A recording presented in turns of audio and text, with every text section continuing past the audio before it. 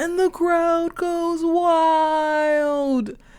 LSU have won the championship for the first time in program history. Now that truly was a game, and definitely not a game that I expected, at least. Let's talk about it. The first quarter started and Iowa had their feet on the gas. It felt like they were playing to win. LSU, on the other hand, was playing a little bit tight. And it felt like they were playing not to lose instead of playing to win.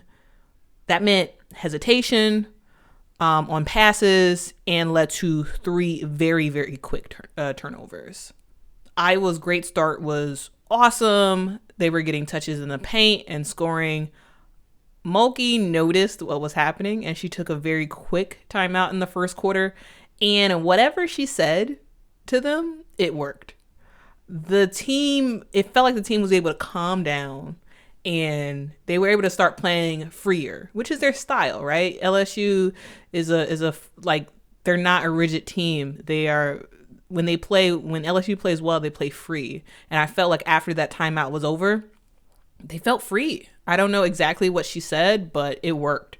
Angel Reese started taking the ball down the court, and she was facilitating the offense. She was either scoring herself, like taking it coast to coast and scoring very quickly, or she was getting the assist. The thing that works very, very well for LSU is to score quickly, not to have the time wind down on the clock. They're very good at transition offense. And that's what they were able to do sort of later in that first quarter after they were able to regroup.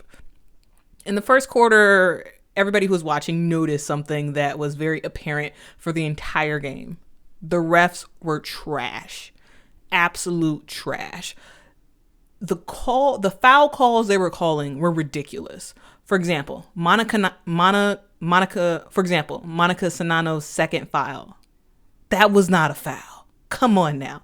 Angel Reese's fouls, Morris's fouls, crazy calling. And that's really what cost Iowa the game was foul trouble. I'll talk a little bit about that more in a bit, but from the get-go in the first quarter, you saw that fouls were an issue, and it was ticky-tack fouls. It wasn't even like huge foul. You want the best players on the court in big games like this. And you also don't want the referees to become a factor in a game. And the referees definitely were a factor in this game. And it's ridiculous. And they really, really need to fix this when they sort of look back on this game. Officiating was terrible, and you just can't have this happen at the biggest stage when people want to see the biggest stars. You want them to play, not have the refs be a factor. And that was a huge problem. The referees calling fouls on these big time players meant that they were out a good part of the game.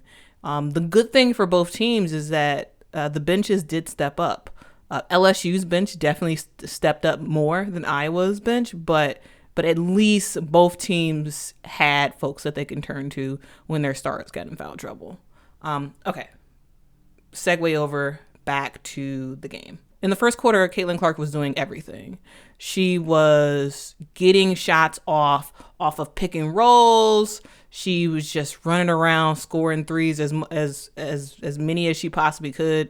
She was just doing a phenomenal job. She was being Caitlin Clark. Caitlin Clark was able to use her feet to move around and get the space necessary to get her shot off. When Caitlin Clark has space, she can make that shot.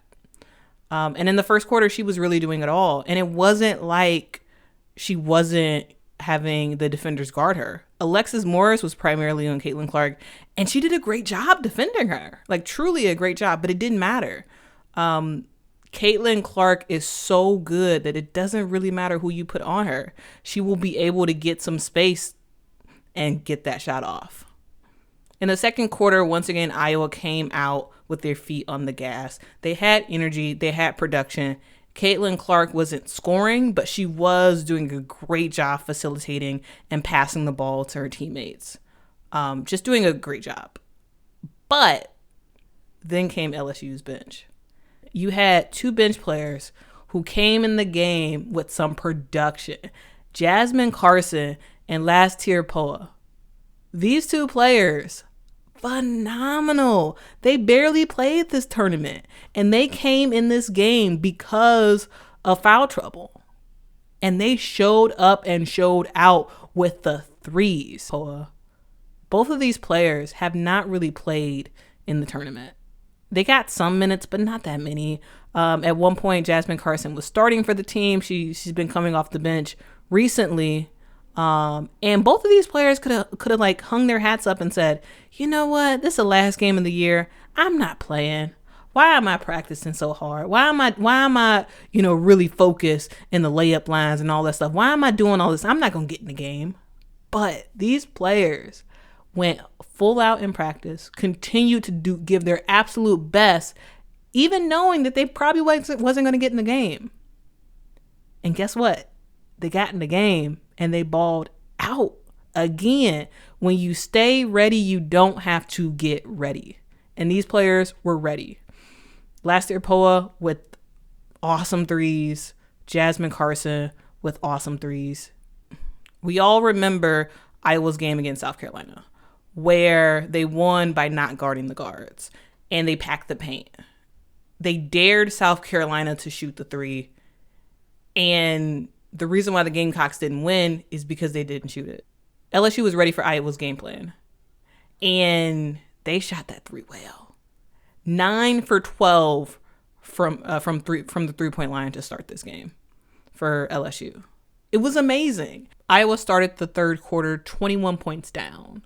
Like I said, LSU had a big second quarter with the bench production. And Iowa had a lot of catching up to do. And they started off the third quarter very well. You had a 3 from Caitlin Clark. You had a 3 from Warnock. Another 3 from Caitlin Clark. All of that started to get Iowa back into this game. They started off the third quarter with a 12-0 scoring run. And they got back in the game pretty quickly. But then came another timeout. And once again, Kim Mulkey kind of got her team to regroup. And LSU got back into it. LSU was able to regroup, and it was a back and forth game for pretty much the rest of the third quarter. Iowa was able to cut down the lead, but LSU made sure that they didn't cut down that gap too much, right? It was still, the closest it got was a 7-point game. One other thing that was a huge blow was that Monica Sanano got fouled out. And also on that foul, I don't know if I would have called that as a foul. I don't know. Let these players play. This is the championship game, but whatever. What made me very, very upset was Caitlin Clark's tech because of that. Defender Sanano has to come over. Was a technical called as well? I think it was. And that on Caitlin Clark, which is also a personal.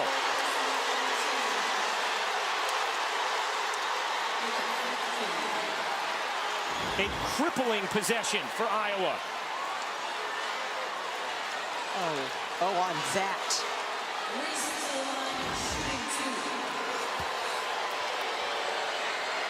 So not only will LSU get 4 free throw attempts in this possession, but now Iowa's 2 best players pick up their 4th personals on the same possession. Now, as you can see, all she did was toss the ball away. It wasn't like she was throwing it at anybody or anything like that. That was a bogus call. The refs should not have called that. And that technical also counted as a foul for Caitlin Clark, which meant that she had 4 fouls, which meant that she was not able to play her full game for the rest of the game because she was afraid of getting fouled out. Usually, Caitlin Clark does a lot of drives to the basket, and when she does that, she always pushes off. She couldn't really do that anymore because she didn't want to get that 5th foul, and so it sort of limited Caitlin Clark's ability to sort of play the rest of the game. And with Sanano out, it basically just fell apart for Iowa. LSU started the 4th quarter with a lead, and I was wondering, okay, well, is Iowa going to get back in this game? Like, what's going to happen? Now, one huge takeaway from this game, yes, was the fouls, but also Alexis Morris has a solid mid-range shot. You might as well call her mid-range Morris. This girl was wasting clock and really doing a great job with clock management. And it wasn't like she was wasting clock and then missing the final shot. She was wasting clock and then shooting a mid-range, scoring, and coming down. Like she was just great in that. She was really, really great in that second half. She stayed out of foul trouble. Morris was able to stay out of foul trouble and was able to score a bunch in that second half, really ensuring that LSU kept their lead. And while their offense was humming along, they continued with really, really good defense. Here's some takeaways. The reason why Iowa lost was because of foul trouble. I think foul trouble, and also the game plan, while it worked for South Carolina, it did not work for LSU because LSU made their shots. And it felt like Iowa didn't have anything else to try in terms of a defense to get LSU off their game and to get Iowa to fully come back. Caitlin Clark did a masterful job this game, but it just wasn't enough. With Czinano in foul trouble and their defense not as effective, it just wasn't enough to overcome LSU. Kim Mulkey is a genius. She has thoroughly prepared her team. She thoroughly prepared her team to play this game from the starters to the bench players. Caitlin Clark is an amazing scorer. But when her main scoring partner is out of the game, it completely limits her ability to kind of do what she does. Because if you look at their game, Czinano is the reason for a good amount of Caitlin's scoring. Like, yes, Caitlin is doing great threes and she's driving to the basket and all this other stuff, but Czinano is doing a lot of those screens. And with Czinano out, Caitlin just, while she made some threes, she just wasn't able to kind of do what she did against South Carolina because her partner in crime was out of the game. This game was phenomenal. Hats off to Kim Mulkey for really preparing her team to play. Both the starters and the bench players were ready. Not at the very, very beginning of the game, but after that first timeout in the first quarter, her team was ready. And they showed up and they showed out. And it was awesome just to see like how the excitement. It was awesome to see Kim Mulkey's face sort of towards the end of the game where it was like, wow, this lady's crying. Like she's getting emotional. She's won a championship multiple times, but I think winning one basically at home near her family was just a great feeling for her. And I just felt so happy for her. Like I'm a Kim Mulkey fan, and I was very happy to see her I was so happy to see her so happy. We all know that Angel Reese is the star of LSU. We know that Alexis Morris is right up there, just putting in some great work. We all know that LaDasia Williams also is a phenomenal player. And those are the three players who basically, the three of them work together to ensure that LSU beat Virginia Tech. And after that game was over, I was like, man, LSU cannot beat Iowa on the backs of three people. They didn't need to this game. Yes, Angel Reese had a great game. Yes, Alexis Morris showed up. Yes, LaDasia Williams showed out. But it was the unsung heroes, the other players who showed up. It was Flau'jae Johnson with some great defense and great offense. It was Kateri Poole with just providing some really great solid minutes. It was Jasmine Carson with three-pointer after three-pointer after three-pointer. It was Last Tear Poa with some awesome minutes and awesome shot taking from the bench. This was a full team win. In order to win the championship, you needed the full team to show up. And LSU's full team showed up. It was a Caitlin Clark show for Iowa. And while, Caitlin Clark is the most important player on the team, they couldn't win this game alone. With Czinano having foul trouble, Warnock having foul trouble, they just didn't have enough production from other players to facilitate this win. But I will say Iowa should have their heads high. Lisa Bluter should have her head high for beating the giant, which was South Carolina, and making it this far. LSU, amazing team. This just solidifies how great of a coach Kim Mulkey is, gathering different personalities all together to make an amazing team that plays for each other and that loves each other. All right, so those are my thoughts about this game. But what do you think? Let me know in the comments below. I want to hear your thoughts about Caitlin Clark, about the Iowa defensive schemes, about the refs. Let me know in the comments below. And thank you so much for watching this video. I usually give analysis after big games like this, but usually the only person I'm talking to is my mom. And so I just wanted to record it and talk to the people of YouTube and share my thoughts with you all. So thanks for watching. Please subscribe. I know the NCAA championship is over, but subscribe to this channel because I will be talking about all things WNBA, possibly all things NWSL, just all things sports in general, not just women's sports. I'll be talking about some men's sports as well. But please subscribe and get notified when I release my next video. Thanks so much, guys. And I'll see you next time. Bye.